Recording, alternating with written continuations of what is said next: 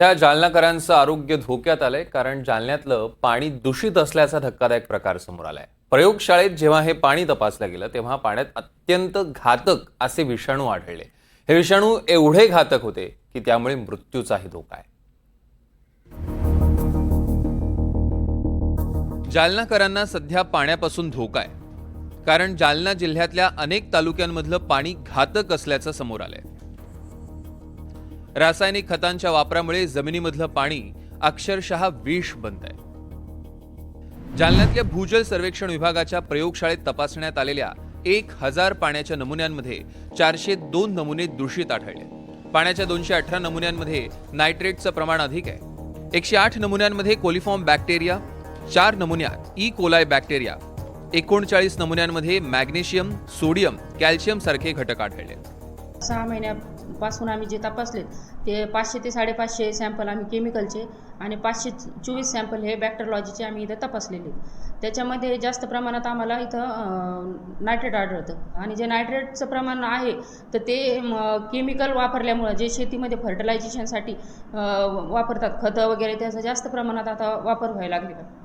त्याच्यामुळं ते आजूबाजूला जर विहिरी असतात आणि आपण रासायनिक खतं जास्त प्रमाणात वापरल्यामुळं त्याचं कट प्रमाण हे विहिरीमध्ये उतरतं आणि ते नायट्रेटचे प्रमाण आम्हाला जास्त प्रमाणात आढळून येतं।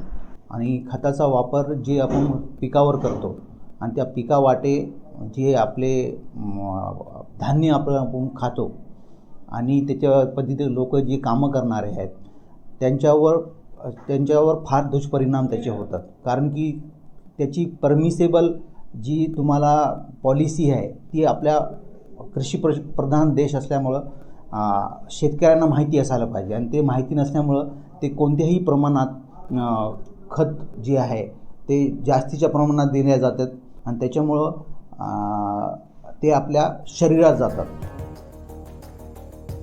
जालन्यातल्या पाण्यात जे घटक आढळले त्या घटकांचा शरीरावर दुष्परिणाम होतो।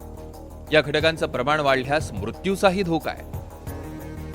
या दूषित पाण्यामुळे पेयजल जलजीवन मिशन अंतर्गत राबवल्या जाणाऱ्या पाणी पुरवठा योजनांवरही प्रश्न निर्माण झालाय। अनेक गावातले फिल्टर प्लांट अनेक दिवसांपासून बंद आहेत।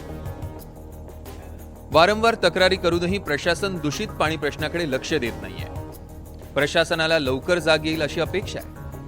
रासायनिक घटक आढळल्यामुळे भरपूर आजार जे तर गावात पसरलेले, जसं की छोटे मोठे जे सर्दी खोकला असं हे तर आहेच, पण त्याच्या व्यतिरिक्त कॅन्सर सारखे आजार मोठाले सुद्धा गावात आढळून आलेले आणि फ्लोरिनचं प्रमाण वाढल्यामुळे बरेचसे तर हाडाचे आजार सुद्धा भरपूर आढळून गावात आलेले। तर आमची मागणी हीच आहे पाणी पुरवठा विभागाला, गव्हर्नमेंट तर, की आम्हाला पाणी जे आहे तर त्याचे नमुने पुन्हा एकदा चेक करून आम्हाला काहीतरी विशेष उपाययोजना त्याच्यावर करून दिली पाहिजे। आम्ही पाणी पुरवठा विभागाकडे वारंवार तक्रारी केलेली आहे, पण मग ते त्याच्यावर काही ॲक्शन समजा समोरची घेतच नाही। ते फक्त आम्हाला समजा ते आले बी गावाकडं तर फक्त नुसतं ते ब्लिचिंग पावडर देते, समजा ते गोण्यात ग्रामपंचायतमध्ये राहतेच त्या, तेवढं पाणी पुरवठा विभाग तेवढं ते फक्त ब्लिचिंग पावडर आम्ही त्या पाण्यामध्ये टाकतो, त्याच्यावरच फक्त आम्हाला समाधान मानलं लागतं। त्याच्यानंतर ते काही त्याच्यावर ॲक्शन नंतर बादमध्ये घेतच नाही ते। मात्र तोपर्यंत जालन्यातल्या नागरिकांनी पाणी उकळून प्या आणि काळजी घ्या।